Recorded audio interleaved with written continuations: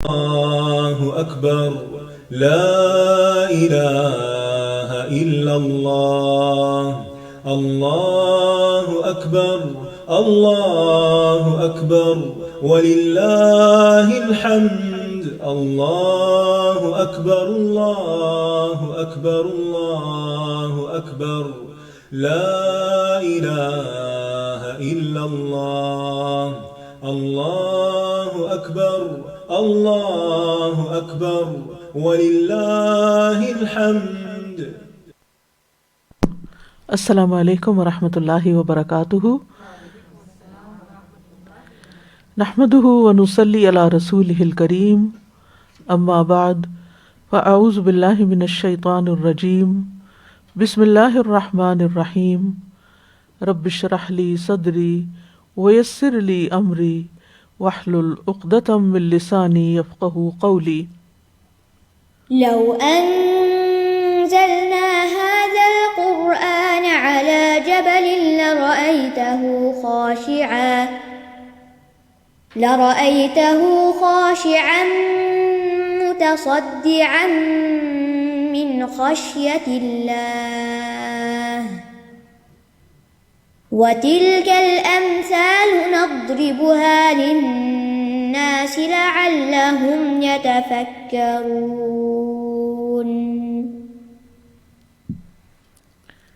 امثال القرآن پروگرام کے سلسلے میں آج ہم انشاءاللہ اللہ کی خشیت کی مثال کے بارے میں پڑھیں گے جو سورۃ الحشر میں بیان ہوئی ہے. ارشاد باری تعالی ہے: یا ایہا الذین آمنوا اتقوا اللہ ولتنظر نفس ما قدمت لغد واتقوا اللہ ان اللہ خبیر بما تعملون. ولا تكونوا كالذين نسوا الله فأنساهم أنفسهم أولئك هم الفاسقون. لا يستوي أصحاب النار وأصحاب الجنة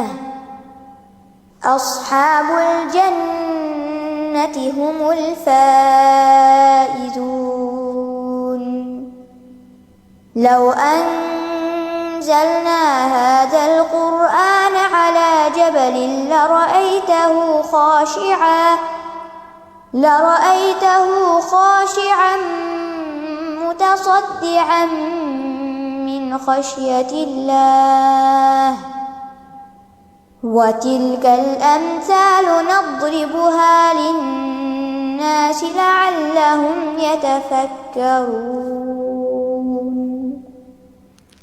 اے لوگو جو ایمان لائے ہو، اللہ سے ڈرو اور ہر نفس ضرور دیکھے جو اس نے کل کے لیے آگے بھیجا ہے، اور اللہ سے ڈرو، بے شک اللہ خوب باخبر ہے اس سے جو تم عمل کرتے ہو. اور تم ان لوگوں کی طرح نہ ہو جانا جنہوں نے اللہ کو بھلا دیا تو اس نے انہیں ان کے نفس بھلوا دیے. یہی وہ لوگ ہیں جو فاسق ہیں. آگ والے اور جنت والے برابر نہیں ہو سکتے. جنت والے ہی دراصل کامیاب ہونے والے ہیں. اگر ہم اس قرآن کو کسی پہاڑ پر نازل کرتے تو آپ اسے دیکھتے کہ وہ اللہ کے خوف سے دبا ہوا اور پھٹنے والا ہے. اور یہ مثالیں ہم لوگوں کے لیے بیان کرتے ہیں تاکہ وہ غور و فکر کریں. یہ مثال سورۃ الحشر میں آئی ہے جسے سورۃ بنی نذیر بھی کہا جاتا ہے. بنو النذیر جو یہود کا ایک قبیلہ تھا. اس سورت میں اللہ سبحانہ تعالیٰ نے یہود کے قبیلے بنو نذیر کی عہد شکنی کا ذکر کیا، جس کے نتیجے میں رسول اللہ صلی اللہ علیہ وسلم نے انہیں مدینہ سے جلا وطن کیا اور مسلمانوں کو بغیر جنگ کے فتح عطا کی. تو اس دنیاوی کامیابی کے بعد سورت کے اختتام پر اللہ سبحانہ تعالیٰ تقوی اور آخرت کی کامیابی کا ذکر فرما رہے ہیں تاکہ اصل زندگی کے حصول کی طرف توجہ کی جائے. اصل کامیابی کو حاصل کرنے کی طرف توجہ رکھی جائے. اور اس کے لیے اس کے بعد قرآن مجید سے اثر قبول کرنے میں پہاڑ کی مثال دی گئی، جس کا مطلب یہ ہے کہ پہاڑ اللہ سبحانہ تعالیٰ کی ایک مضبوط، سخت اور بہت بڑی مخلوق ہے. یعنی اگر دیکھا جائے تو زمین پہ پائی جانے والی چیزوں میں سے جو بلندی کے اعتبار سے، سختی کے اعتبار سے جو چیزیں ہیں، ان میں سب سے زیادہ پہاڑ ہی نمایاں ہیں. تو ایسی مخلوق اللہ کے کلام سے لرز سکتی ہے، کانپ سکتی ہے، پھٹ سکتی ہے، ٹوٹ سکتی ہے، تو پھر انسان اس سے اثر کیوں نہیں لیتے؟ تو ہم سب بھی اپنے دلوں کا جائزہ لیتے رہیں کہ کیا ہم واقعی قرآن سن کر وہ خشیت اپنے اندر محسوس کرتے ہیں جو خشیت پہاڑوں کے اندر بھی آ جاتی ہے، حالانکہ ان کی عقل سمجھ ہم سے کم اور ان کے اندر سختی ہم سے زیادہ ہے. تو ارشاد باری تعالیٰ ہے، یا ایھا الذین آمنوا اتقوا اللہ، اے لوگو جو ایمان لائے ہو اللہ کا تقوی اختیار کرو.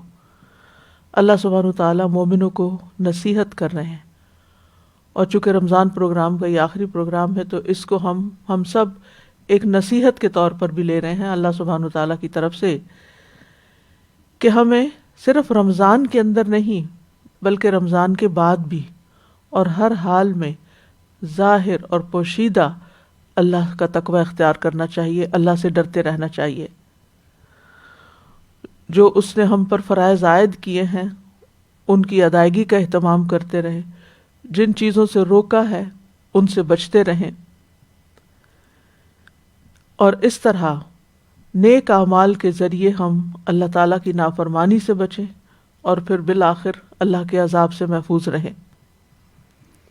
متقین وہ لوگ ہوتے ہیں جو گناہوں سے بچتے ہیں اور فرائض کی ادائیگی کر کے اپنے آپ کو عذاب سے بچاتے ہیں.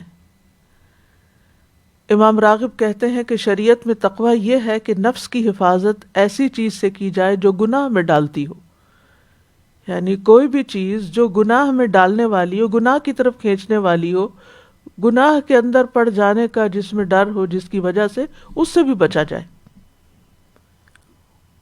اور یہ حرام چیز کو چھوڑنے کے ساتھ ہوتا ہے، اور اس کی تکمیل بعض جائز اور مباح کاموں کو چھوڑنے کے ساتھ ہوتی ہے. یعنی تقوی حرام سے بچنے کا نام ہے، لیکن بعض اوقات حرام سے پہلے کچھ اور چیزوں کو جو بظاہر جائز ہوں، مباح ہوں، ان کو بھی چھوڑنے کے ساتھ ہوتا ہے، کیونکہ بعض اوقات انسان ان کی وجہ سے حرام کی طرف چل دیتا ہے. فیروز آبادی کہتے ہیں تقوی سے مراد ہر اس چیز سے پرہیز کرنا ہے جس میں نقصان ہو، ہر نقصان دینے والی چیز سے بچنا، اور وہ ہے نافرمانی اور فضول کام، یعنی فضول کاموں سے بھی بچنا، زندگی کو ضائع نہیں کرنا، اعلیٰ ترین مقاصد کے لیے استعمال کرنا ہے. اور یہ بھی کہا گیا کہ تقوی سے مراد نفس کی لذتوں کو ترک کر دینا، یعنی ہر وقت صرف انٹرٹینمنٹ، انجوائمنٹ اور صرف مزے کی چیزوں کے پیچھے ہی نہیں پڑے رہنا چاہیے، اور خواہشات کی مخالفت کرنا. یہ نہیں کہ جس چیز کو دل چاہے اس کے پیچھے انسان دوڑ پڑے، بلکہ اپنے آپ کو روک کر رکھے، بچ کے زندگی گزارے. ایک آدمی نے ابو ہریرہ رضی اللہ عنہ سے پوچھا کہ تقوی کیا ہے؟ انہوں نے کہا کیا تم کبھی ایسے رستے پہ چلے ہو جو خاردار ہو؟ اس نے کہا جی ہاں. انہوں نے فرمایا پھر تم نے کیا کیا؟ اس نے کہا جب میں کانٹوں کو دیکھتا ہوں تو اس جگہ سے کترا کے نکل جاتا ہوں یا اوپر سے پھلانگ کے نکل جاتا ہوں، یعنی ان کے اندر پاؤں نہیں رکھتا، کیونکہ اگر پاؤں رکھ دے انسان کانٹوں میں تو وہ تو ایسے جکڑیں گے کہ پھر انسان کا جان چھڑانا محال ہوگا. اسی طرح چھوٹے چھوٹے گناہوں کے کام ہیں کہ جن میں انسان ایک دفعہ پڑ جائے تو پھر ان سے نکلنا بہت مشکل ہو جاتا ہے، اور اس طرح وہ اس کو حرام کی طرف لے جاتے ہیں. اور پھر اللہ سبحانہ تعالیٰ کی اطاعت کے ایسے کام کیے جائیں کہ انسان کی نافرمانی پہ غالب آ جائیں. اتنا ذکر کیا جائے کہ غافلین میں سے نکل جائیں، بھولے نہیں اللہ کو. اتنا شکر ادا کرے کہ کہیں کوئی ناشکری کی بات ہی نہ ہو، اور چھوٹی چھوٹی برائیوں سے بھی بچتے رہیں، چھوٹے چھوٹے گناہوں سے بھی، اور بعض ایسی چیزوں کو بھی چھوڑ دیں کہ جن کو ہم شک کی نگاہ سے دیکھتے ہیں. یعنی تقویٰ کیا ہے کہ شک والی چیزوں کو بھی چھوڑ دینا. دع ما یریبک الی ما لا یریبک. اور پھر چھوٹی چیزیں بھی اور بڑی چیزیں بھی, کیونکہ فمن یعمل مثقال ذرۃ خیرا یرہ ومن یعمل مثقال ذرۃ شرا یرہ. چھوٹے گناہ کو اگر پتہ ہو یہ گناہ ہے تو جان بوجھ کے اس میں نہ پڑیں کہ یہ تو چھوٹی سی بات ہے, یہ تو چھوٹی سی نافرمانی ہے. نہیں, چھوٹی چھوٹی نافرمانیاں ہی بڑی بنا دیتی ہے. پانی کے قطرے ہی سمندر بنتے ہیں اور چھوٹی چھوٹی کنکریوں سے ہی پہاڑ بنتے ہیں. اور پھر یہ کہ ایسی جگہوں سے بھی بچنا جہاں گناہ میں پڑنے کا اندیشہ ہو, ایسے لوگوں سے بچنا, ایسی کتابوں سے بچنا, ایسے ماحول سے بچنا کہ جس میں انسان اپنے آپ کو تقویٰ پر قائم نہ رکھ سکے. یعنی اللہ سبحانہ وتعالیٰ ہمیں کسی ایسی جگہ نہ دیکھے کہ جہاں اس نے جانے سے ہمیں منع کیا ہے اور ہم وہاں پہنچ کر اللہ کی نافرمانی کا کوئی کام کریں اور اس کی ناراضگی مول لیں. ابن عمر کا قول ہے, بندہ تقویٰ کی اصل حقیقت کو نہیں پہنچ سکتا یہاں تک کہ جو بات دل میں کھٹکتی ہو اس کو بالکل چھوڑ نہ دے. دل میں کھٹکنے والی چیزوں کو بھی چھوڑنا ہے. ابن قیم کہتے ہیں کہ تقویٰ کی 3 درجات ہیں. دل اور اعضاء کو گناہوں اور حرام کاموں سے بچانا, پھر مکروہ کاموں سے بچانا, پھر فضول اور بے فائدہ چیزوں سے بچانا. تو اب آپ دیکھیں درجے. سب سے پہلے تو حرام, بڑی بڑی جو حرام چیزیں گناہ کے کام ہیں جن کو حرام کہہ دیا گیا ان کو چھوڑنا. پھر جو ناپسندیدہ چیزوں میں سیکنڈ کیٹیگری جو ہے اس کو بھی چھوڑنا. اور پھر تھرڈ کیٹیگری میں جو فضول ہے, بے فائدہ ہے, بے مقصد چیزیں جن کے کرنے کا کوئی فائدہ نہیں, نہ دنیا میں نہ آخرت میں, ان کو چھوڑ دینا. اس کے بعد فرمایا وَلْتَنْظُرْ نَفْسٌ مَا قَدَّمَتْ لِغَدٍ. چاہیے کہ دیکھے ہر شخص اس نے کل کے لیے کیا کیا. انسان کی زندگی 2 حصوں میں بٹی ہوئی ہے, ایک اس کا آج ہے, ایک اس کا کل ہے. ایک کل جو گزر چکا اور ایک کل جو آنے والا ہے, اور ایک وہ دن ہے جس میں وہ رہ رہا ہے. تو ہر انسان کو یہ دیکھنا چاہیے کہ وہ آنے والے کل کے لیے کیا تیار کر رہا ہے. یعنی صرف آج کے دن میں نہ کھویا رہے بلکہ کل کی بھی فکر کرے. ولتنظر کا معنی ہے نظر سے. یہ لفظ ولتنظر جو ہے یہ نظر سے ہے. نظر دیکھنے کو کہتے ہیں, یعنی کسی چیز کو دیکھنے کے لیے, اس کو پرسیو کرنے کے لیے نگاہ کو پھیرنا, یہ نظارہ کہلاتا ہے. پھر اسی سے کبھی غور و فکر کا معنی بھی لیا جاتا ہے. کبھی اس معرفت کو بھی نظر کہتے ہیں جو غور و فکر کے بعد حاصل ہوتی ہے. اور پھر آپ دیکھیے کہ اکثر ہم یہ بھی کہتے ہیں میری نظر میں یہ بات ایسے ہے, تو اس کا یہ مطلب نہیں صرف میں دیکھ رہا ہوں ایسے. نظر کا مطلب یہ کہ وہ میں نے جو اس پہ غور و فکر کیا ہے اور میری جو رائے بنی ہے, یعنی نظر بمانا رائے بھی ہے, میرا جو اوپینین ہے یا میرا خیال جو ہے یا میں نے جو غور و فکر کر کے جس نتیجے پہ میں پہنچا ہوں وہ یہ ہے.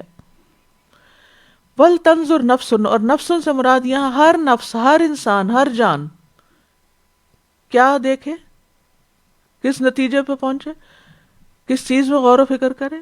ما قدمت لغد, کہ میں کل کے لیے کیا کر رہا ہوں, اپنی آخرت کے لیے کیا کر رہا ہوں, مرنے کے بعد کے لیے کیا کر رہا ہوں. اور قدمت کا لفظ جو ہے یہ قدیم سے ہے, پہلے کوئی کام کر چکنا یا بھیجنا, اس معنی میں بھی استعمال ہوتا ہے. لغدن, غد کا مطلب ہے یہاں قیامت کا دن. دنیا امس ہے, ماضی ہے, جو کچھ اب تک ہم کر چکے ہمارے ہاتھ میں تو کچھ بھی نہیں ہے, اب وہ تو ہو چکا. اور اس وقت جو ہم کر رہے ہیں وہ تو ایک لمحہ ہے بس جو گزرتا چلا جا رہا ہے. اور ہمیشہ کی جو اصل زندگی وہ کل ہے. یعنی ماضی ہاتھ سے چھوٹ چکا, حال پھسلتا جا رہا ہے, اور جس نے باقی رہنا وہ کل ہے. تو اس لیے توجہ ہماری کل پہ ہونی چاہیے.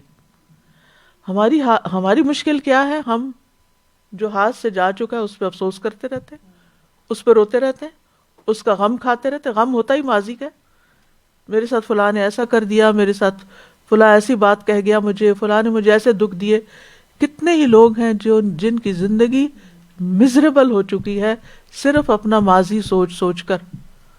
اور کسی وقت کہیں بھی کسی مجلس کسی محفل میں بیٹھ کے لوگوں کے بیچ میں جب لوگ خوش ہوں وہ اپنے ماضی کی کوئی بات سوچ کے وہیں رونے بیٹھ جاتے ہیں. اور وہ اس طرح الوف ہو جاتے ہیں سب سے جیسے وہ اس دنیا میں ایگزسٹ ہی نہ کرتے ہوں. بھائی جو ہو چکا سو ہو چکا. ٹھیک ہے انسان کے دل پہ داغ پڑ جاتے ہیں, ان کو دھونا بڑا مشکل ہوتا ہے, لیکن اس غم میں ایک اور غم نہ لگا لیں آئندہ آنے والا. اس سے سبق سیکھ کر آئندہ والی زندگی کو خوشگوار بنائیں. تو قتادہ کہتے ہیں بے شک تمہارے رب نے قیامت کو مقدم کر دیا, آگے بھیجا, یعنی فوقیت دی, یہاں تک کہ اسے آنے والا کل کہا.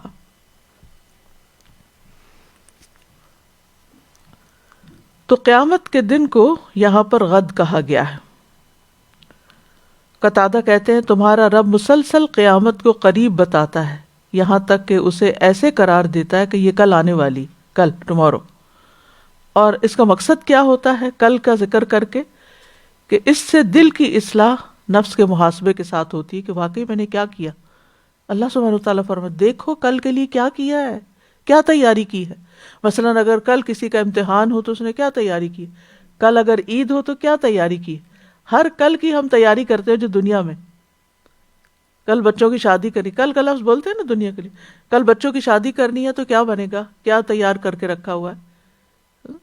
کل حج کو جانا ہے تو کیا بنے گا. تو کل سے مراد بالکل ایگزیکٹلی ٹمارو نہیں ہوتا, فیوچر ہوتا ہے. تو بالکل اسی طرح کل موت آ گئی تو کیا ہوگا, کل قبر میں بھی جانا ہے, کل آخرت میں بھی اٹھنا ہے, کل اللہ کو بھی منہ دکھانا ہے. تو یہ کل کا لفظ بہت دفعہ استعمال کرتے ہیں ہم. تو مطلب یہ ہے کہ اللہ سبحانہ وتعالیٰ یہاں پر کل کا لفظ بول کے دراصل ہمیں احساس دلا رہے ہیں کہ ہم سوچیں, محاسبہ کریں, اپنا غور کریں کہ ہم کس طرح کل کے لیے کر کیا رہے ہیں. کیونکہ دل, امام ابن قیم کہتے ہیں دل کی خرابی نفس کا محاسبہ نہ کرنے اور اس کی لگام کو ڈھیلا چھوڑ دینے سے ہوتی ہے.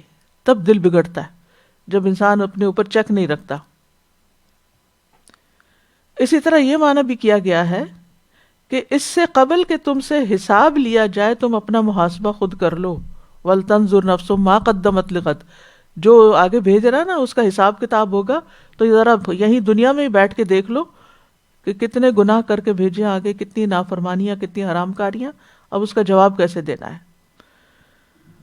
یعنی غور کرو کہ تم نے اپنے نفسوں کے لیے نیک اعمال کا کیا ذخیرہ کیا ہے, اور جب تم واپس جا کے اپنے رب کے سامنے پیش ہوگے تو پھر تمہارے ہاتھ میں کیا ہوگا, تمہارے پلے میں کیا ہوگا.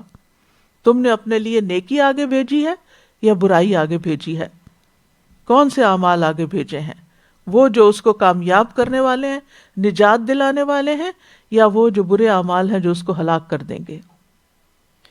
اس میں تو کوئی شک ہی نہیں نا کہ وَبِالْآخِرَةِ هُمْ يُوقِنُونَ کے تحت یقین ہے پورا کہ ہر انسان کی منزل آخرت ہی ہے. جیسے وہ ایک پوئم میں تو قبر کو بتاتے ہیں نا, دنیا کے اے مسافر منزل تیری قبر ہے, یعنی وہاں جا کے لینڈ کرنا ہے تو نے, یہاں تو 4 دن کی بات ہے. تو جگہ قیامت کے دن سے پہلے تو وہ ہے, لیکن پھر اصل کل تو قیامت کے دن شروع ہوگا. یا ایھا الانسان انک کادح الی ربک کدحا فملاقیہ, اے انسان بے شک تو سخت مشقت کرتے کرتے اپنے رب کی طرف جانے والا ہے, پھر اس سے ملنے والا ہے. اصل زندگی آخرت کی زندگی ہے. کل نفس ذائقۃ الموت وانما توفون اجورکم یوم القیامۃ فمن زحزح عن النار وادخل الجنۃ فقد فاز وما الحیاۃ الدنیا الا متاع الغرور. ہر جان موت کو چکھنے والی ہے اور تمہیں تمہارے اجر قیامت کے دن ہی پورے دے دیے جائیں گے. پھر جو شخص آگ سے دور کر دیا گیا اور جنت میں داخل کر دیا گیا تو یقیناً وہ کامیاب ہو گیا, اور دنیا کی زندگی تو دھوکے کے سامان کے سوا کچھ نہیں. وما الحیاۃ الدنیا الا متاع الغرور, یہ سامان جو ہے نا ہمارے پاس, یہ دھوکے کا سامان ہے, یہ اصل نہیں ہے, یہ ہاتھ میں نہیں رہنا, یہ تو ہاتھ سے نکل ہی جانا ہے, یہ سب کچھ تو چھوڑ جانا ہے, اس سب نے تو چلے ہی جانا ہے. یعنی اگر انسان دیکھے کہ جو کچھ بھی اس کے پاس آج ہے وہ کس لیے, ساتھ جانے کے لیے تو نہیں, یہ تو یہاں پیچھے رہنے کے لیے، کسی بھی قسم کی کوئی بھی چیز. تو اصل بات یہ ہے کہ اگر انسان کی ساری دوڑ دھوپ صرف اس دنیا میں لگی ہوئی ہے اور آخرت کو بھول کے لگی ہوئی ہے تو وہاں بالکل مفلس کھڑا ہوگا، کچھ بھی نہیں ہوگا اس کے پاس. جیسے ایک لٹا پٹا انسان ہوتا ہے نا، جیسے وہ مہاجرین یا جن کو گھروں سے نکال دیا جاتا ہے، تو ہمیں بھی ہمارے گھروں سے نکال دیا جائے گا، اور پھر اگر کل کے لیے تیاری نہیں کی ہوئی تو وہاں پر وہ ساری کامیابیاں جو دنیا کی تھی وہ ناکامی میں بدلی ہوئی نظر آئے گی، اور انسان کی حسرت شدید ہو جائے گی. اور آخرت میں وہ انسان انتہائی بدحال انسان ہوگا، انتہائی محروم انسان ہوگا، جس نے ساری کمائی دنیا میں ہی چھوڑ دی اور آخرت میں اس کے لیے کچھ نہیں. اور اس کا حال ایسا ہی ہے نا جیسے کوئی انسان سارا مہینہ کام کرے اور آخر میں اس کو تنخواہ ہی نہ ملے، تجارت کرے کوئی نفع ہی نہ ملے، گھر بنائے رہنا ہی نصیب نہ ہو. اگر کسی انسان کی زندگی میں یہ حادثے ہوں تو وہ کتنا بجھ کے رہ جاتا ہے. کوئی باغ لگائے اور وہ سارا جل جائے تو اس کا حال کیا ہوگا.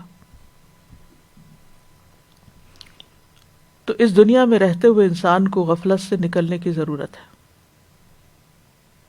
جس چیز کا ہمیں شوق نہیں نا، اس کا شوق ہمیں سب سے زیادہ ہونا چاہیے. جس چیز کا ہمیں ڈر نہیں، اس کا ڈر سب سے زیادہ ہونا چاہیے، کیونکہ دنیا میں زیادہ رہ نہیں سکتے ہم.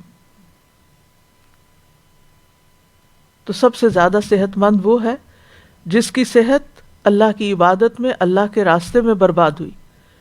سب سے زیادہ مالدار وہ ہے جو اللہ کی خاطر سب کچھ آگے جمع کرا چکا ہے. سب سے بلند مرتبہ انسان وہ ہے جس نے اللہ کی خاطر دنیا میں ذلت برداشت کر لی. سب سے زیادہ خوش نصیب وہ ہے جو دنیا میں سب لٹا چکا لیکن رب کے پاس سب کچھ اس کا موجود ہے، سب جمع ہے خزانہ. تو اصل میں آخرت کا گھر جو ہے، جنت، سب سے بڑا عطیہ ہے اللہ تعالیٰ کا، وہی دار القرار ہے. اور دنیا کی زندگی تو معمولی فائدے کے سوا کچھ بھی نہیں. انما هذه الحیات الدنیا متاع، متاع کہتے ہیں معمولی فائدہ. وان الدار الآخرۃ ہی دار القرار، اور آخرت کا گھر ہی اصل میں قرار کا گھر ہے، رہنے کا گھر ہے. رسول اللہ صلی اللہ علیہ وسلم نے فرمایا، تم جانتے ہو کہ ہمیں اللہ کی طرف لوٹنا ہے، پھر جنت کی طرف یا جہنم کی طرف جانا ہے، اور وہ ایسی مستقل اقامت گاہ ہے کہ وہاں سے روانگی کوئی نہیں آگے. وہ ایسی ہمیشگی ہے جس کو موت نہیں آئے گی. وہ ایسے جسم ہوں گے جو مرنے والے نہیں. یہ دنیا اور وہ دنیا تو نو کمپیریزن. اس لیے اس حقیر، فانی، چھوٹی، بے معنی دنیا کے لیے چھوٹی کوشش بھی کافی ہوگی، لیکن آگے کے لیے بڑی کوششوں کی ضرورت ہے. اسی کی دعوت یہاں دی جا رہی ہے. اور ہم میں سے ہر ایک کو سوچنا چاہیے کہ وہ کر کیا رہا ہے، اور موت سے پہلے پہلے عمل کر لینے چاہیے. سورۃ منافقون میں آتا ہے نا، اور اس میں سے خرچ کرو جو ہم نے تمہیں دیا، اس سے پہلے کہ تم میں سے کسی کی موت کا وقت آ جائے، پھر وہ کہے اے میرے رب، تو نے مجھے قریب مدت تک کوئی مہلت کیوں نہ دی کہ میں صدقہ کرتا اور نیک لوگوں میں سے ہو جاتا. اور اللہ کسی جان کو ہرگز مہلت نہیں دے گا جب اس کا وقت آ گیا، اور اللہ اس سے پوری طرح باخبر ہے جو تم کر رہے ہو. اللہ کو ہمارے اعمال کی بھی خبر ہے، جو ہم ارادے کے ساتھ کرتے ہیں، جس نیت کے ساتھ کرتے ہیں، اور اچھا یا برا وہ بھی فرق کرنے والا وہی ہے. اور ہمیں یہ بھی کہا گیا نا، صبح ہو جائے تو شام کا انتظار نہ کرو، شام ہو تو صبح کا انتظار نہ کرو. بیماری کے آنے سے پہلے صحت اور موت کے آنے سے پہلے زندگی سے فائدہ اٹھا لو، کیونکہ اے عبداللہ تمہیں نہیں پتا کل تمہارا نام کیا ہوگا، مردوں میں ہوگا یا زندوں میں ہوگا. اور پھر جو کل کی تیاری کرتا ہے وہ اپنے لیے زاد راہ کے طور پر نیک اعمال اکٹھے کرتا ہے. رسول اللہ صلی اللہ علیہ وسلم نے فرمایا، مومن کی مثال اور موت کی مثال اس شخص کی طرح ہے جس کے 3 دوست ہوں. ان میں سے پہلا دوست اس کا مال ہو اور وہ کہے اپنی چاہت کے مطابق لے لو. دوسرا کہے میں تیرے ساتھ ہوں لیکن جب تو مر جائے گا تو میں جدا ہو جاؤں گا. تیسرا کہے میں تیرے ساتھ ہوں اور تیرے ساتھ ہی نکلوں گا. پہلا دوست مال ہے، دوسرا آل اولاد ہے، اور تیسرا انسان کا عمل ہے جو ساتھ قبر میں جائے گا اور ساتھ ہی وہاں سے نکلے گا. تو قیامت کے دن انسان کی بہت سی حسرتیں ہوں گی. یقول یا لیتنی قدمت لحیاتی، کہے گا کاش میں نے اپنی زندگی کے لیے کچھ کیا ہوتا. اور دنیا کی زندگی تو فنا ہو چکی ہوگی، ختم، کچھ بھی نہیں، کہانی ختم۔ سورۃ الانعام میں آتا ہے یا لیتنا نرد ولا نکذب بآیات ربنا، کاش ہم واپس بھیجے جائیں اور اپنے رب کی آیات کو نہ جھٹلائیں، وَنَكُونَ مِنَ الْمُؤْمِنِينَ، اور مومنوں میں شامل ہو جائیں۔ موت کے وقت بدعمل لوگ کہیں گے رب ارجعون، اللہ مجھے واپس بھیج دے، لعلی اعمل صالحا فیما ترکت، تاکہ میں جو کچھ چھوڑ آیا ہوں اس میں کوئی نیک عمل کر لوں، جو مال اولاد جو بھی زندگی میں کام کاج تھے ان کو ذرا ٹھیک کر کے آ جاؤں، کوئی مہلت نہیں ملے گی۔ بلکہ اس دن کافر تو کہے گا وَيَقُولُ الْكَافِرُ يَا لَيْتَنِي كُنْتُ تُرَابًا، کاش کہ میں مٹی ہوتا۔ تو یہ ایک ایسی حقیقت ہے کہ جس میں کوئی شک کی بات ہی نہیں، یہ تو ہونا ہی ہونا ہے کہ ہم نے مرنا ہے، اور مرنے کے بعد پھر اللہ کے پاس جانا ہے، اور اس اصل گھر میں ہم نے ہمیشہ رہنا ہے۔ عقل مند ہوا جو وہاں کے لیے سب کچھ تیار کرے۔ واتقوا اللہ، اور اللہ سے ڈرو، دوبارہ ذکر کیا گیا، یعنی ابتدا میں بھی واتقوا اللہ اور بات کے اختتام بھی۔ اتنی اہم بات ہے جس کی دو طرف واتقوا اللہ لگا دیا گیا۔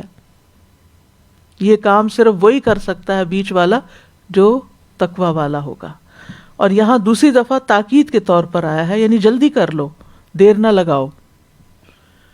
اور دو اور معنی یہ بھی کیے جاتے ہیں کہ گناہ سے توبہ کر لو، مستقبل میں نافرمانی سے بچنے کا طریقہ اختیار کرو۔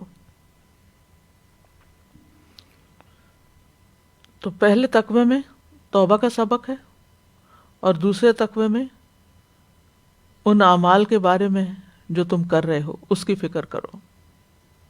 ان اللہ خبیر بما تعملون، بے شک اللہ بہت باخبر ہے اس کے بارے میں جو بھی تم عمل کرتے ہو۔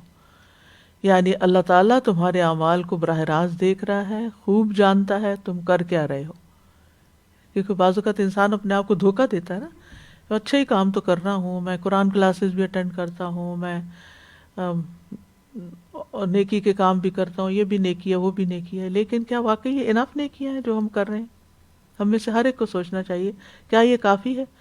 اور سب سے بڑی بات یہ کہ تقویٰ کا متقی انسان جو ہے نا کانشیس لائف بسر کرتا ہے، وہ اپنا محاسبہ اس طرح کرتا ہے کہ میں کہاں وقت ضائع کروں، کس چیز میں، کون سی چیز میرے لیے ڈسٹریکشن کا باعث ہے، کون سی چیز مجھے اہم کام سے ہٹا دیتی ہے، بڑے کام سے ہٹا دیتی ہے، اور میں بیکار کی چیزوں میں پڑھ کے اپنا وقت ضائع کرتا ہوں۔ بعض اوقات آپ دیکھیں ہم صرف فضول کی بحثوں میں پڑھ کے اپنا وقت ضائع کرتے ہیں، بعض اوقات ہم دوسروں کے معاملات میں دخل اندازی کر کے اپنا وقت ضائع کر رہے ہوتے ہیں، اپنا ایمان ضائع کر رہے ہوتے ہیں، کسی کے بارے میں تجسس کر کے، کسی کی ذاتی زندگی میں دخل دے کے، کسی کے میاں بیوی کا لڑائی جھگڑا ہے تو ادھر ادھر سے پوچھ کے وہ کیا بنا، ان کا کیوں ہوا، یعنی لا یعنی غیر ضروری جس سے آپ کا کوئی تعلق نہیں، ان چیزوں میں پڑھ کے انسان اپنے آپ کو بہت سارا ضائع کر دیتا ہے۔ بیکار کی فکریں، بیکار کے غم لگا لینا ادھر کے ادھر کے، جن کا ہماری زندگی سے کوئی تعلق نہیں۔ تو سب سے زیادہ انسان کو جو سوچ، یعنی ہمیں یہ نہیں کہا کہ ہر شخص یہ دیکھے کہ دوسرے کیا کر رہے ہیں اور اپنی آخرت کے لیے کیا کر رہے ہیں، دنیا میں کیا سیاست ہو رہی ہے، گھروں میں کیا سیاست ہو رہی ہے، اور مارکیٹ میں اور اکانومی میں کیا فساد ہو رہا ہے، اس کے بارے میں ہم سے نہیں پوچھا جائے گا، کیونکہ یہ ہمارے دائرہ کار سے باہر کی چیزیں ہیں، ہم ان میں ڈائریکٹ کچھ بھی نہیں کر سکتے۔ جو چیزیں ہمارے دو ہاتھوں کی زد میں ہے نا، پہلے ہم ان کو سمیٹ لیں۔ جو ہمارے بس سے باہر ہے، جو اس دیوار سے باہر ہے، جس میں میرا کوئی زور ہی نہیں چلتا، اس کے بارے میں میں فکر کر کر کے اور چیزیں باتیں کر کر کے کیا کر سکتی ہوں؟ کبھی اس سے بات، کبھی اس سے بات، کبھی اس سے ڈسکشن، کبھی اس کو فون، کبھی اس سے ملاقات، کبھی پھر تمہارا اس سے کیا غرض، تمہاری اس سے کیا غرض؟ تم اپنی راہ لو، اپنی فکر کرو، کیونکہ اللہ سبحانہ وتعالیٰ دیکھ رہا ہے جو تم کر رہے ہو، اور پھر انہی اعمال کے مطابق بدلہ ملنے والا ہے۔ کسی دھوکے میں نہ رہنا، کہیں اور سے کچھ نہیں آ کے گرے گا تمہارے لیے۔ پھر مزید سمجھایا وَلَا تَكُونُوا كَالَّذِينَ نَسُوا اللَّهَ فَأَنسَاهُمْ أَنفُسَهُمْ، ان لوگوں کی طرح نہ ہو جانا جو اللہ کو بھول گئے، تو اللہ نے بھی ان کو ان کے نفس بلوا دیے، یعنی وہ جو کام اوپر کرنے کا کہا گیا نا وَلْتَنظُرْ نَفْسٌ مَا قَدَّمَتْ لِغَدٍ، وہ اپنے اس مشن کو بھول گئے اللہ نے ان کو توفیق ہی نہیں دی کہ وہ اپنے کل کے بارے میں سوچیں. ما قدمت لغد کے بارے میں اب سوچتے ہی نہیں. تو نسیان کیا ہوتا ہے؟ نسیان ہوتا ہے کہ کسی چیز کو ریٹین نہ کر پانا، ضبط نہ رکھنا، یعنی وہ اسے اپنے ذہن میں اسے محفوظ نہیں کر سکتا یا دل میں اسے محفوظ نہیں کر سکتا، چاہے غفلت کی وجہ سے یا جان بوجھ کے کیئر لیسنس کی وجہ سے. اب یہاں پر ایک تو انسانوں کا بھولنا ہے، اپنی آخرت کو، اپنے انجام کو، اور دوسرا نسیان کی نسبت اللہ تعالیٰ کی طرف کر دی گئی. تو کیا اللہ تعالیٰ نعوذ باللہ بھولتے ہیں؟ نہیں. یہ اللہ سبحانہ تعالیٰ کی طرف جب نسبت ہوتی ہے تو اس کا مطلب ہے از راہ اہانت، یعنی توہین کے انسان کو چھوڑ دینا، یعنی انسان کو کچھ نہ سمجھتے ہوئے اس کو چھوڑ دینا، اس کو کوئی امپورٹنس نہ دینا، اہمیت نہ دینا. یعنی اللہ سبحانہ تعالیٰ جب کسی انسان کو بھلا دیتے ہیں تو گویا اس پر اپنی رحمت نہیں کرتے، اس سے ناراض ہوتے ہیں، اس کو چھوڑ دیتے ہیں، یعنی اس کو اس کے حال پہ چھوڑ دیتے ہیں کہ ٹھیک ہے جو چاہتے ہو کرو، اس کو نیکیوں کی توفیق نہیں دیتے. قرآن مجید میں سورۃ الاعراف میں بھی آتا ہے فَالْيَوْمَ نَنْسَاهُمْ، یہاں بھی اللہ تعالیٰ اپنی طرف نسبت کرتے ہیں بھلانے کی. كَمَا نَسُوا لِقَاءَ يَوْمِهِمْ هَذَا، جس طرح یہ لوگ اس دن کے آنے کو بھولے ہوئے تھے، ہم نے بھی ان کو بھلا دیا، ہم بھی انہیں بھلا دیں گے آج. یعنی وہ اس کا یہ مطلب نہیں کہ اللہ کو یاد ہی نہیں رہے گا کہ ان کا بھی کوئی حساب کتاب کرنا ہے، نہیں، اس کا مطلب یہ ہے کہ اب ان کے اوپر رحمت نہیں ہوگی. تو اللہ سبحانہ تعالیٰ کو فراموش کرنے کا کیا مطلب ہے؟ اللہ کے ذکر کو بھلانا، اللہ سبحانہ تعالیٰ کی نگرانی کو بھول جانا، اللہ سبحانہ تعالیٰ کے سمیع و بصیر ہونے کو بھول جانا، کہ اللہ سن رہا ہے ہماری بات، اللہ دیکھ رہا ہے ہماری حرکات. اللہ سبحانہ تعالیٰ غیب کو بھی جانتا ہے، چھپے کو، ظاہر کو، سب کچھ دیکھتا ہے. کیونکہ انسان جب چھپ کے برائی کرتا ہے تو اس کا مطلب وہ بھول گیا کہ یہاں بھی اللہ تعالیٰ دیکھ رہا ہے. ابن القیم کہتے ہیں جب انہوں نے اپنے رب سبحانہ کو بھلا دیا تو اللہ نے ان کو ان کی جانیں ہی بلوا دی، انفس ہی بلوا دیے. جیسے اللہ تعالیٰ کا فرمان سورۃ توبہ میں ہے نسوا اللہ فنسیہم. تو جو اللہ سبحانہ تعالیٰ کو بھلا دیتا ہے اس کو دو سزائیں ملتی ہیں. ایک یہ کہ اللہ سبحانہ تعالیٰ اس کو بھول جاتا ہے، دوسرا اس کو اس کا اپنا نفس بھلا دیتا ہے. یعنی اللہ تعالیٰ اس بندے کو چھوڑ دیتا ہے، اس کو ضائع کر دیتا ہے، اور اس بندے کی تباہی اس سے اتنی قریب ہوتی ہے جتنا ہاتھ منہ کے قریب ہوتا ہے. اور جہاں تک انسان کا اپنی جان کو بھول جانا ہے تو وہ یہ ہے کہ اللہ اس کو اس کے بلند نصیبے فراموش کرا دیتا ہے. یعنی جو بلندی حاصل کرنی تھی اس نے، وہ اس کی منزل اس کی نگاہوں سے گم ہو جاتی ہے. اس کو اس کی سعادت، یہ ابن قیم کا کلام ہے اس لیے مجھے اسی طرح کوٹ کرنا ہے، اس کو اس کی سعادت، کامیابی اور اصلاح کے اسباب بھلا دیتا ہے کہ کامیابی کیسے حاصل ہوتی ہے، اصلاح کیسے ہوتی ہے، خوش قسمتی کیسے حاصل ہوتی ہے. اس کے اسباب بھلوا دیتا ہے کہ کیا کیا کرنا ہے کہ یہ سب حاصل کر سکو. اور اللہ اس کو اس کے اپنے عیوب اور کوتاہیوں کو بھلوا دیتا ہے، اور اس کے لیے اس کی آفات کو بھلا دیتا ہے کہ کن چیزوں میں اس کے لیے مصیبت ہے. اس کے ذہن میں یہ نہیں آتا کہ اپنے عیبوں کو دور کرے. یعنی اپنا آپ بھولنا کیا ہے؟ اپنے آپ بھول جانا.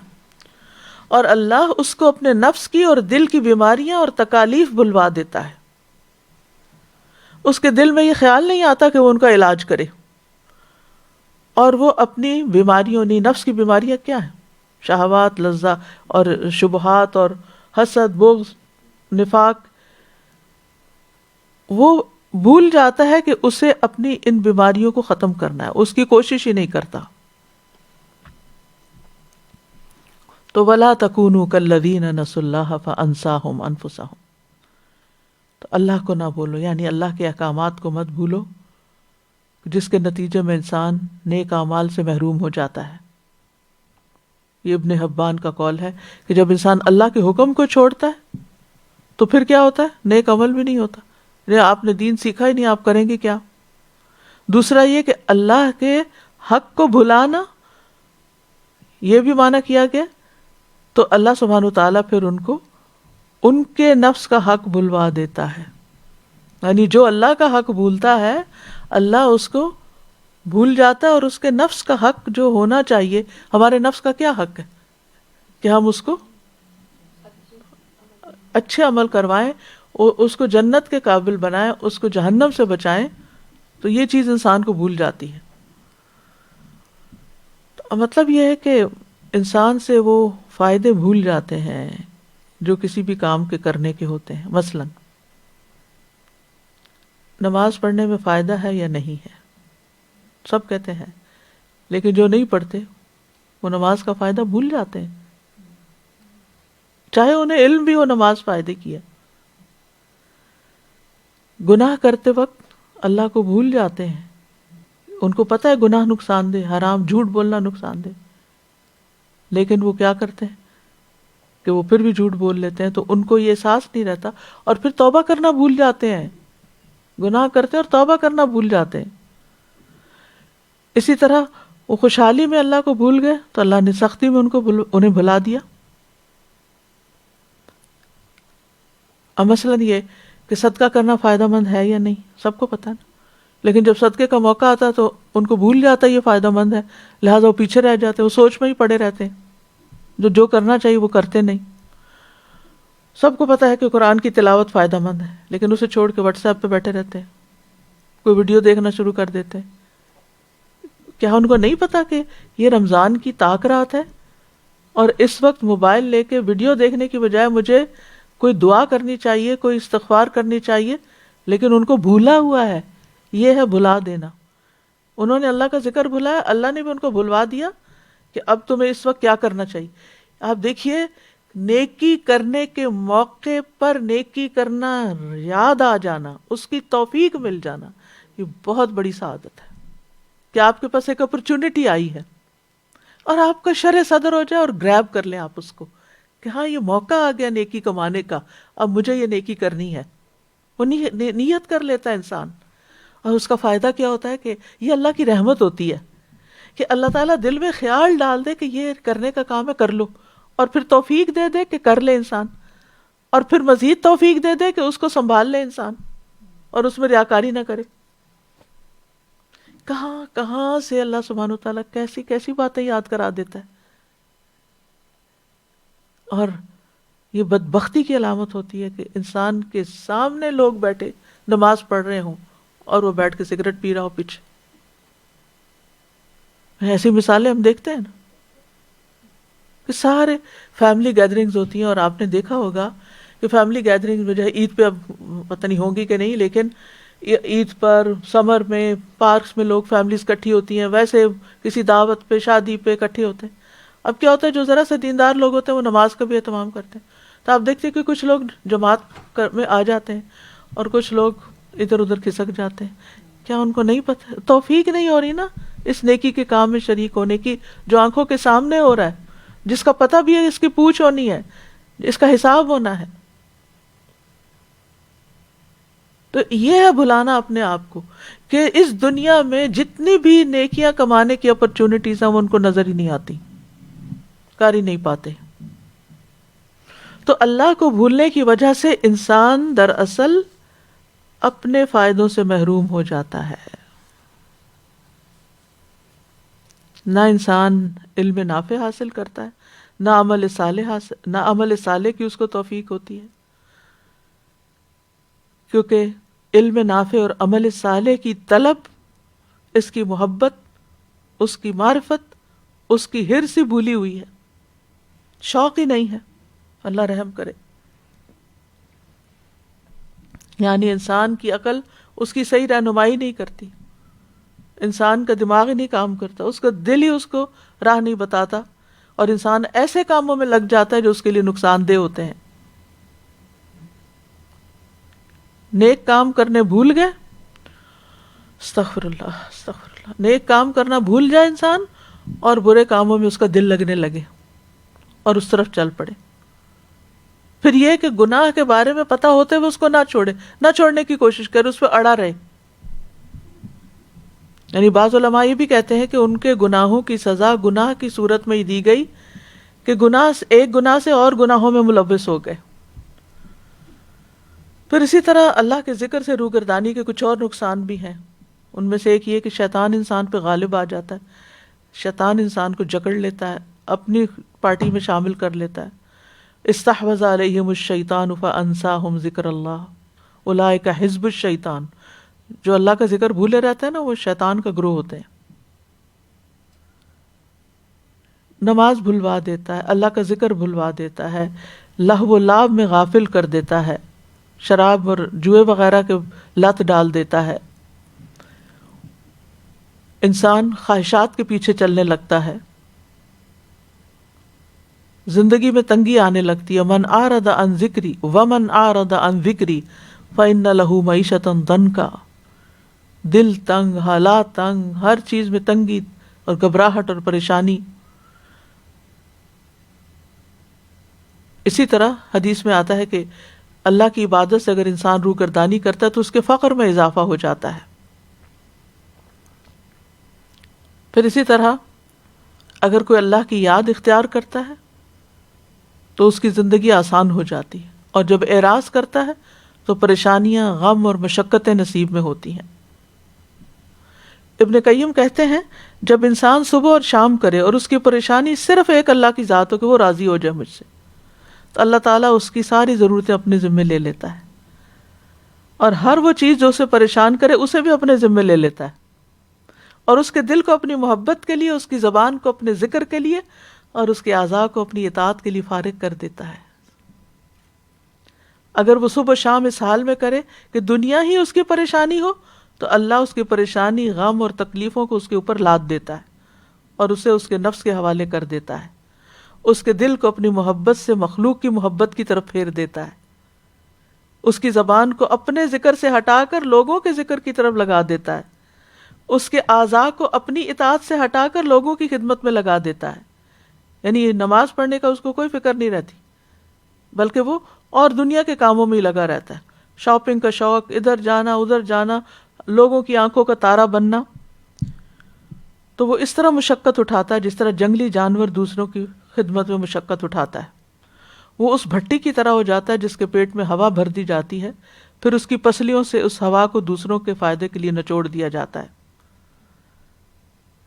پہلے زمانے میں وہ جو بھٹی جلانے کے لیے پہلے غبارے میں جیسے ہوا بھری جاتی، پھر تھوڑی تھوڑی اس کو مسلسل دی جاتی. تو ہر وہ شخص جو اللہ کی عبودیت اور اس کی اطاعت اور اس کی محبت اور اللہ کی خدمت یعنی اللہ کے دین کی خدمت سے روگردانی کرتا ہے، وہ مخلوق کی عبودیت اور خدمت میں لگ جاتا ہے.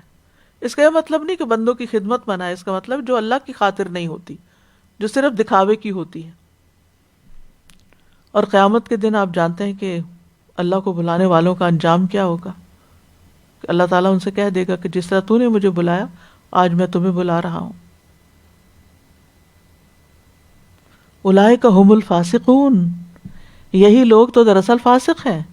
فسق کہتے ہیں کسی چیز کا اس جگہ سے نکل جانا جو اس کے لیے مقرر کی ہوئی ہو، جو اس کے لیے اپوائنٹڈ جگہ ہو، وہاں سے وہ نکل کے باہر چلی جائے. اور یہ اکثر مذمت کے معنوں میں آتا ہے، یعنی برے معنوں میں آتا ہے، کیونکہ وہ چیز اس جگہ سے الگ ہو جاتی ہے جو اس کے لیے اصل میں مناسب ہے. تو فاسق لوگ وہ ہوتے ہیں جو نیکیاں چھوڑ کے برائیوں میں پڑ جاتے ہیں، بے حیائی اور برے کام کرنے لگتے ہیں، نافرمانی کے کام کرنے لگتے ہیں، جھوٹ بولتے ہیں، اطاعت سے نکل جاتے ہیں. پھر فرمایا لا یستوی اصحاب النار و اصحاب الجنہ اصحاب الجنۃ هم الفائزون. برابر نہیں ہے اصحاب النار، صاحب کی جمع ہے اصحاب، ہمیشہ ساتھ رہنے والا، جو جہنم میں ہمیشہ رہیں گے. وہ اصحاب الجنہ، اور جو جنت میں ہمیشہ رہیں گے. اصحاب الجنۃ هم الفائزون، اصل کامیاب تو جنت والے ہیں. ذالک الفوز الکبیر. تو اوپر کی آیات میں اللہ سے ڈرنے اور آخرت کی تیاری کرنے والے لوگ جو ہیں ان کے لیے جنت کی بات کی گئی، اور بھولنے والے اور گناہ کرنے والے، نافرمانی کی زندگی بسر کرنے والے اصحاب النار قرار پائے. اور یہ بتا دیا، نتیجہ نکال دیا گیا کہ جنتی اور جہنمی برابر نہیں ہے۔ قرآن مجید کی دیگر آیات سے بھی پتہ چلتا ہے کہ مومن اور فاسق برابر نہیں۔ افمن کان مؤمنا کمن کان فاسقا لا یستوون، متقی اور مجرم برابر نہیں۔ افنجعل المسلمین کالمجرمین، نیک اور بد برابر نہیں، اللہ کو جاننے والے اور نہ جاننے والے برابر نہیں۔ قل هل يستوي الذين يعلمون والذين لا يعلمون، صاحب بصیرت اور اندھا برابر نہیں۔ مثل الفریقین کالاعمی والاصم والبصیر والسمیع هل يستویان مثلا افلا تذکرون۔ تو یہ دو مختلف راستے ہیں۔ رسول اللہ صلی اللہ علیہ وسلم نے فرمایا جس طرح کانٹوں سے انگور نہیں چنے جاتے، یعنی کانٹوں میں نہیں انگور لگتے، اسی طرح بد کرداروں کی منازل پر نیکوکاروں کو نہیں اتارا جاتا۔ منازل کا مطلب جو درجے ہیں ان کے، منزلیں۔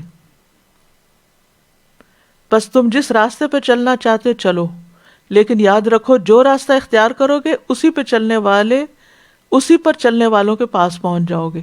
جس ہائی وے کو لیں گے نا آپ، ایسٹ لیں گے، ویسٹ لیں گے، تو آخر میں انہی کے ساتھ ہوں گے جن کے ساتھ آپ چلے تھے، اسی قافلے کا حصہ ہوں گے، وہیں پہنچیں گے جیسے جہاں اور پہنچ رہے ہیں۔ یہ دو مختلف راستے ہیں۔ اس کے بعد یہ مثال دی گئی کہ یہ ساری باتیں سمجھا دی گئی ہیں تمہیں، اب بھی نہ سمجھو تو پھر تمہارا حال کیا ہے کہ تمہارے دل پتھر سے بھی زیادہ سخت ہیں، کہ پتھر بھی اللہ کے خوف سے لرز جاتے ہیں، پہاڑ بھی گر پڑتے ہیں، عاجزی آ جاتی ہے ان میں، اور تمہیں پھر بھی سمجھ نہیں آتی۔ یہ ساری بات سمجھنے کے باوجود بھی تمہیں سمجھ نہیں آ رہی۔ لو انزلنا هذا القرآن على جبل، اگر ہم اس قرآن کو پہاڑ پر بھی اتارتے، یعنی وہ قرآن جس میں اللہ تعالیٰ کے احکامات ہیں، اوامر و نواہی ہیں، وعدے اور وعید ہیں، حلال و حرام ہیں، یہ سارے احکامات اگر ہم کسی پہاڑ پہ اتارتے، یعنی اس کی ذمہ داری پہاڑ کو دیتے، اور یہاں پہاڑ سے مراد حقیقی پہاڑ ہے، کوئی فرضی چیز نہیں ہے، اور پہاڑ کو اس لیے سلیکٹ کیا گیا کیونکہ سب سے زیادہ ٹھوس، سخت اور بلند ہوتا ہے۔ تو پہاڑ جیسی اونچی چیز، ماؤنٹ ایوریسٹ کو یاد کریں، کسی اور پہاڑ کو مائنڈ میں لائیں۔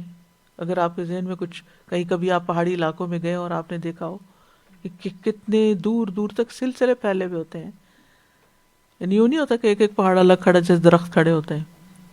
اور جبل احد کو ہی ذہن میں لائے، سب نے دیکھا ہے جو آج عمرے پہ جاتے ہیں۔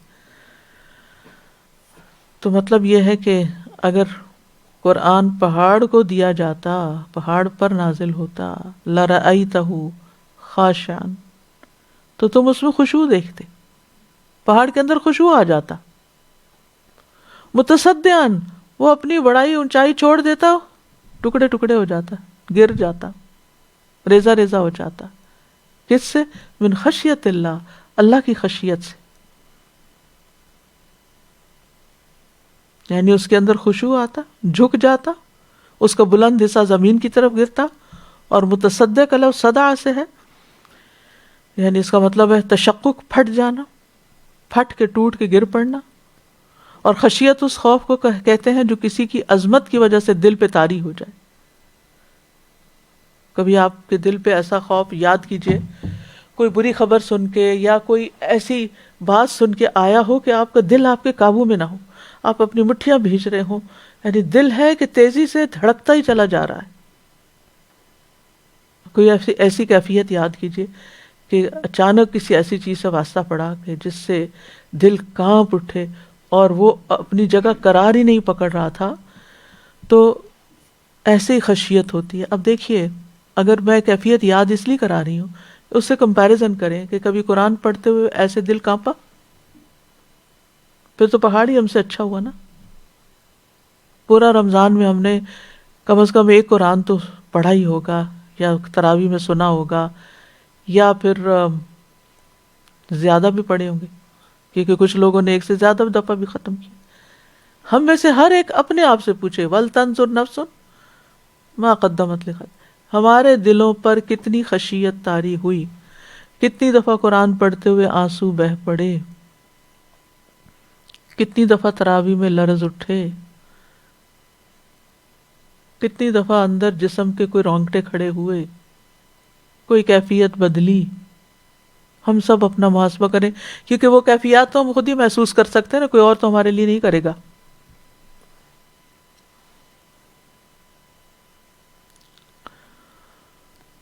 تو اگر ہم اس قرآن کو کسی پہاڑ پر نازل کرتے تو وہ اس کے آگے ٹھہر نہیں سکتا تھا، قرآن کے نازل ہونے کی وجہ سے پھٹ جاتا. لیکن اللہ سبحانہ وتعالیٰ نے اسے نبی صلی اللہ علیہ وسلم کے دل پر اتارا اور اس کو مضبوط کیا، آپ کو ثابت قدم رکھا، اور آپ پر اللہ کا بہت بڑا احسان ہے. اور پھر یہ کہ امت کو بھی خطاب کیا جا رہا ہے کہ وہ اپنے اعمال کا جائزہ لے، محاسبہ لے. اور پھر یہاں ان لوگوں کی بات بھی کی جا رہی ہے کہ جو اتنے سخت دل ہوتے ہیں کہ وہ پتھروں سے بھی سخت دل ہو جاتے ہیں.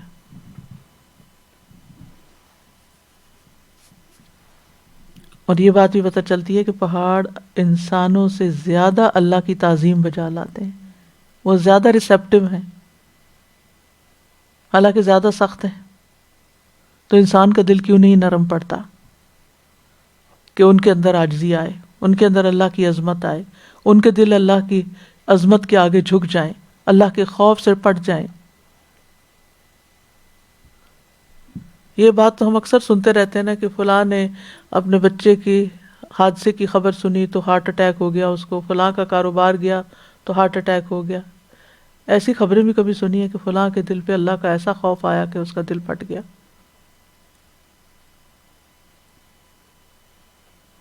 ہم اپنے آپ کو دیکھیں نا کہ دنیا کے نقصان کی خبر یا دنیا کی کسی انسان کی بڑائی یا دنیا کی کسی مال و دولت کے ملنے یا خوشی کے ملنے کی وجہ سے تو ہمارے دل پھڑک اٹھتے ہیں، لیکن اللہ کی خشیت اور اللہ کا خوف اور اللہ کی محبت اور اللہ کی عظمت، اس کے سامنے ہمارے دلوں کا حال کیا ہے؟ اللہ سبحانہ تعالیٰ نے آسمان و زمین اور پہاڑوں پر امانت اتارنے کے لیے کہا تھا، انا اردنا الامانۃ علی السماوات والارض والجبال فابین ان یحملنها واشفقنا منها وحملها الانسان انه کان ظلوما جہولا. بے شک ہم نے امانت کو آسمانوں اور زمین اور پہاڑوں کے سامنے پیش کیا تو انہوں نے اٹھانے سے انکار کر دیا اور اس سے ڈر گئے، اور انسان نے اسے اٹھا لیا. بلا شبہ وہ ہمیشہ سے بہت ظالم و جاہل ہے. تو بنیادی طور پر یہاں انسان کی سخت دلی اور انسان کی ہارڈ ہارٹنس کی مذمت کی گئی ہے، اور خصوصاً ان کی جو سب کچھ جانتے بوجھتے ہیں اور پھر بھی سخت دل ہوں، واضح نشانیاں دیکھنے کے بعد بھی ان کے دل نرم ہوتے ہیں. ثم قست قلوبکم من بعد ذلک فہی کالحجارۃ او اشد قسوۃ. پھر تمہارے دل سخت ہو گئے، اتنے سخت جیسے پتھر ہو، بلکہ ان سے بھی سخت. او اشد قسوۃ، کیونکہ پتھر جو ہیں، پہاڑ جو پھٹ پڑتے ہیں اور گر جاتے ہیں اور ان سے پانی نکلنے لگتا ہے، ان سے نہریں جاری ہو جاتی ہیں، ان سے خیر کے کام ہوتے ہیں، لیکن ایسے انسان کے اندر کوئی خیر نہیں ہوتی.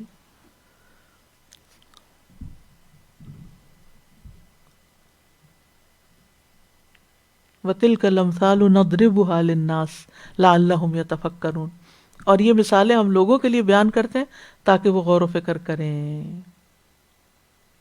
غور و فکر کر کے اپنے اعمال کا، اپنے آپ کا جائزہ لیں.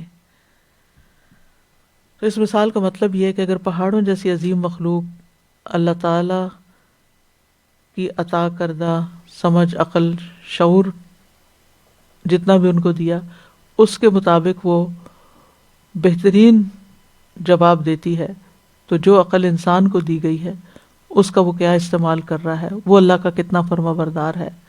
حالانکہ پہاڑوں سے تو کوئی پوچھ گچھ بھی نہیں ہوگی کہ وہ اللہ کی عظمت کے آگے جھکے یا نہیں، لیکن انسان سے تو ہوگی. لیکن انسان کا حال یہ ہے کہ اس نے بار امانت بھی اٹھایا ہوا ہے، اس کے باوجود نہ اس پہ خوف طاری ہوتا ہے، نہ فکر لاحق ہوتی ہے، نہ اپنی غفلت اور آخرت فراموشی کی اس کو کوئی پریشانی ہوتی ہے، بلکہ قرآن پڑھ کے بھی، سن کے بھی وہ ایسے ہی غیر متاثر رہتا ہے جیسے کوئی بات ہی نہ ہو، جیسے اس نے کچھ سنا ہی نہ ہو. تو کرنے کا کام یہ ہے کہ ہمیں قرآن کی عظمت کو محسوس کرنا چاہیے، اللہ سبحانہ و تعالیٰ کی معرفت حاصل کرنی چاہیے، اپنی جلدوں پر اس کے اثر کو محسوس کرنا چاہیے، ہمارے دلوں کی حالت بدلنی چاہیے، ہمارے آنسو بہنے چاہیے، سجدے میں گر جانا چاہیے۔ اذا تتلی علیہم آیات الرحمن خروا سجدا وبقیا، قرآن کے آگے خاموش ہو جانا چاہیے، قرآن کے احکامات پر اعتراض نہیں کرنا چاہیے۔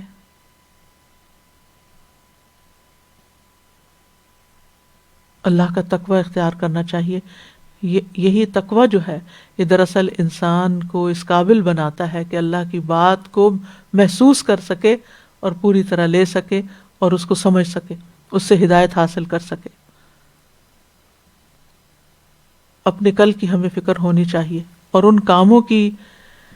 ان کاموں سے دلچسپی ہونی چاہیے جو آخرت میں نجات دینے والے ہیں، جس میں توحید پر خاتمہ ہے، اللہ کا تقوی ہے، شرک سے بچنا ہے، ایمان کے ساتھ فرائض کی حفاظت کرنا ہے، نمازوں کی حفاظت کرنا ہے، اپنے اخلاق کو بہتر بنانا ہے۔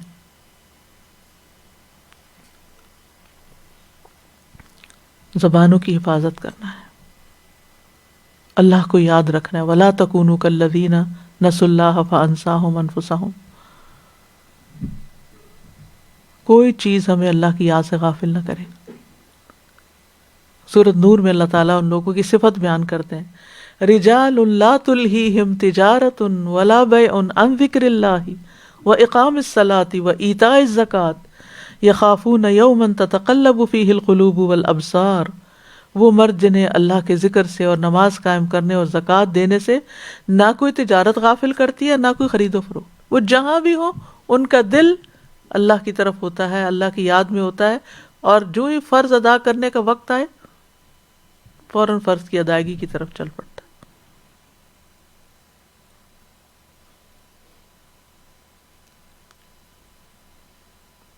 مال اور اولاد سے زیادہ اللہ کی یاد کی فکر ہونی چاہیے دل میں۔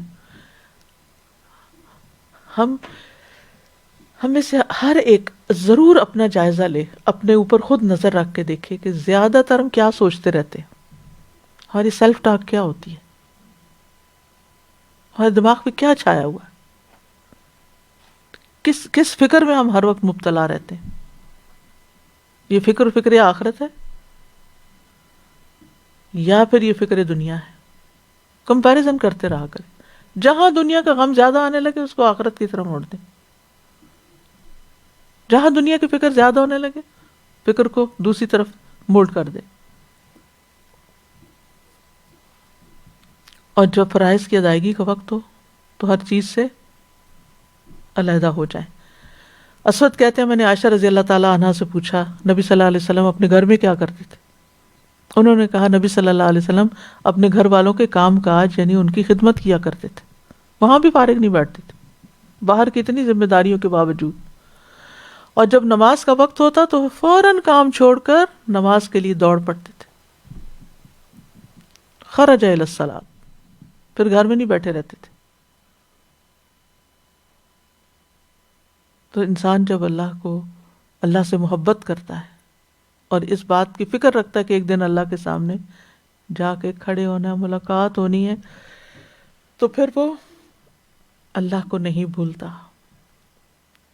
اور ویسے بھی اللہ کو یاد کرنے کے بڑے فائدے ہیں کہ انسان کو کامیابی نصیب ہوتی ہے۔ وَاذْكُرُوا اللَّهَ كَثِيرًا لَعَلَّكُمْ تُفْلِحُونَ۔ کسی بھی مرحلے پر کوئی بھی کام ہو، کوئی بھی مشکل ہو، کثرت سے اللہ کا ذکر شروع کر دیں۔ نبی صلی اللہ علیہ وسلم جنگوں کے مواقع پر، غم کے موقع پر کیا کیا کرتے تھے؟ زیادہ سے زیادہ اللہ کی یاد۔ تو پھر اللہ تعالیٰ بھی ایسے بندے کو یاد رکھتا، فَاذْكُرُونِي أَذْكُرْكُمْ وَاشْكُرُوا لِي وَلَا تَكْفُرُونَ۔ نبی صلی اللہ علیہ وسلم ہمیشہ اللہ کے ذکر میں رہتے تھے۔ اللہ تعالیٰ فرماتا ہے میں اپنے بندے کے ساتھ ہوتا ہوں اس وقت تک جب تک وہ مجھے یاد کرتا ہے اور میری یاد میں اپنے ہونٹ ہلاتا ہے۔ ایک ہے دل میں یاد کرنا اور ایک ہے زبان سے بھی کرنا، منہ سے کرنا، یعنی ہونٹ بھی ہلیں۔ ذکر سے فرشتوں کا ساتھ ملتا ہے،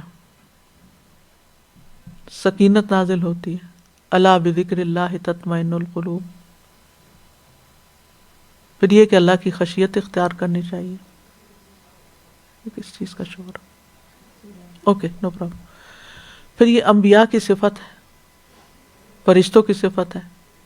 جبریل علیہ السلام اللہ کے خوف سے، خشیت سے بوسیدہ پالان کی طرح لگ رہے تھے اسراء والی رات جب نبی صلی اللہ علیہ وسلم بلند فرشتوں کے پاس سے گزرے. آپ کو معلوم ہے نا کہ جبریل علیہ السلام کو اللہ تعالیٰ نے سب سے پہلے پیدا کیا. سب سے پہلی روح جو پیدا ہوئی تھی جبریل علیہ السلام کی. مقام کہاں ہے؟ عند ذی العرش مکین، عرش والے کے پاس، یعنی سب سے قریب جگہ کے اعتبار سے جبریل علیہ السلام ہے اللہ تعالیٰ کی. اس کے باوجود اتنا بڑا مقام کہ جو جبریل سے عداوت کرے گا اللہ اس کا دشمن ہے.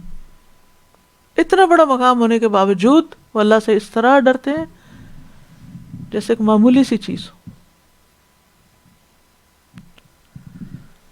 اللہ کی خشیت جو ہے یہ کامیابی کا ذریعہ ہے. وَمَن يُطِعِ اللَّهَ وَرَسُولَهُ وَيَخْشَ اللَّهَ وَيَتَّقِ فَأُولَٰئِكَ هُمُ الْفَائِزُونَ. پھر ان الذین یخشون ربهم بالغیب لهم مغفرۃ واجر کبیر. اجر کبیر رات کو سوتے ہوئے جب پڑھتے ہیں نا آپ یہ سورۃ الملک، تو اس کبیر کو ذرا لمبا کیا کریں. بہت بڑا اجر ہے اللہ سے ڈرنے کا. جنت ہے، اللہ کی رضامندی ہے. جزاؤہم عند ربہم جنات عدن تجری من تحتها الانہار خالدین فیہا ابدا رضی اللہ عنہم ورضوا عنہ ذالک لمن خشی ربہ. اللہ کا خوف نجات کا ذریعہ ہے. نبی صلی اللہ علیہ وسلم فرمایا 3 چیزیں نجات دینے والی، ان میں سے ایک چھپے اور ظاہر اللہ کی خشیت. اللہ کے ڈر سے کوئی گناہ چھوڑ دیتا ہے تو اس پر اسے اجر لکھا جاتا ہے اس کے لیے.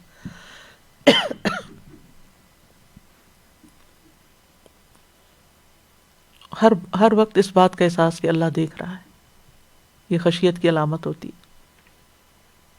اور جو وہ دیکھنا پھر اس کو گناہوں سے روک دیتا ہے.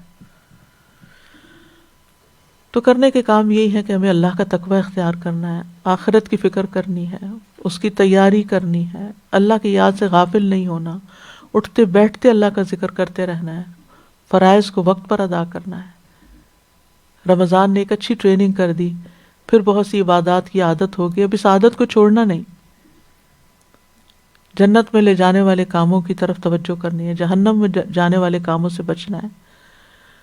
اور قرآن پڑھتے وقت اپنے دلوں کا، اپنی حالت کا جائزہ لیتے رہنا ہے کہ ہماری کیفیات کیا ہیں، اور اللہ سے دعائیں کرتے رہنا ہے کہ اللہ سبحانہ وتعالی ہمیں اپنی خشیت عطا فرمائے، تقوی عطا فرمائے.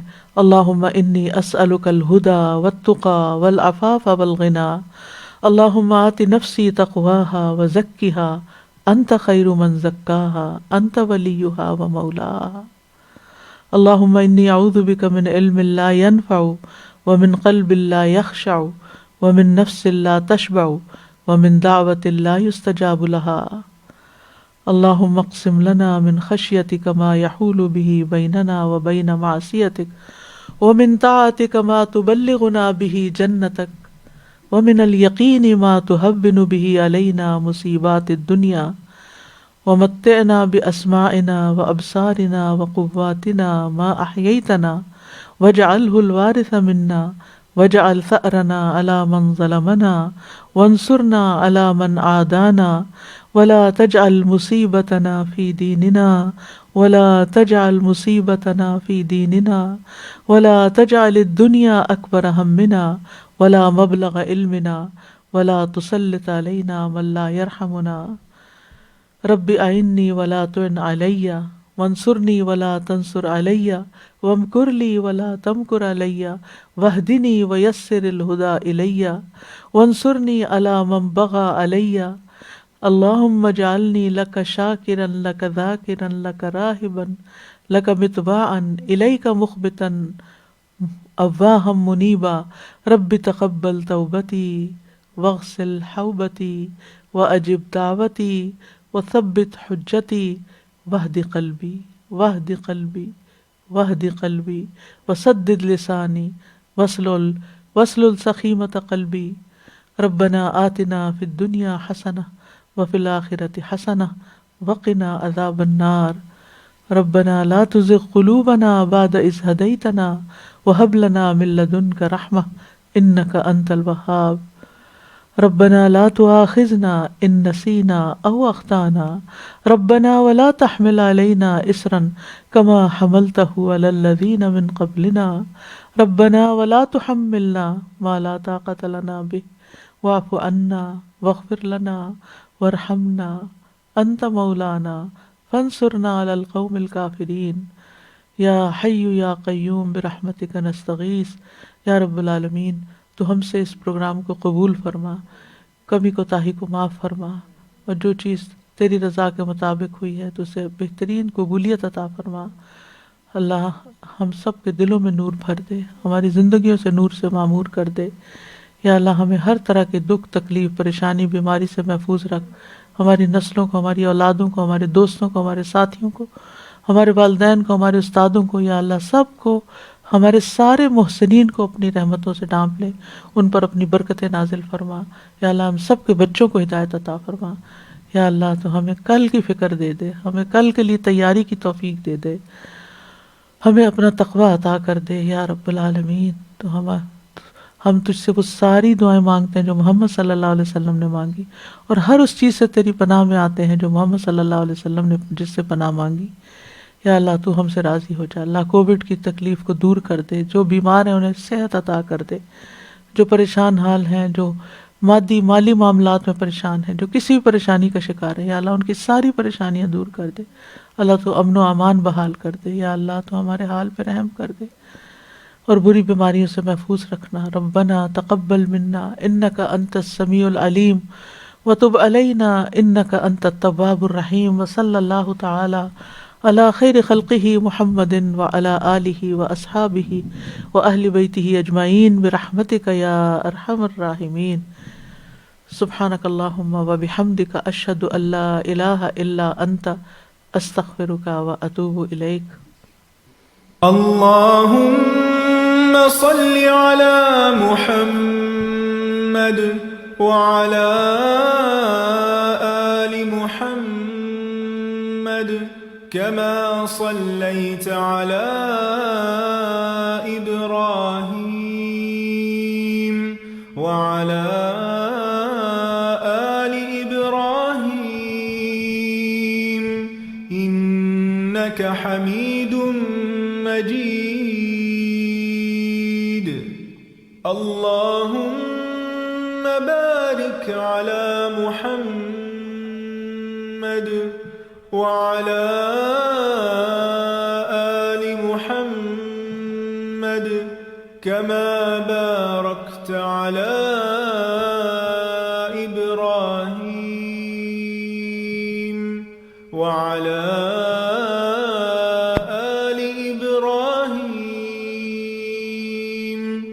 إنك حميد مجيد۔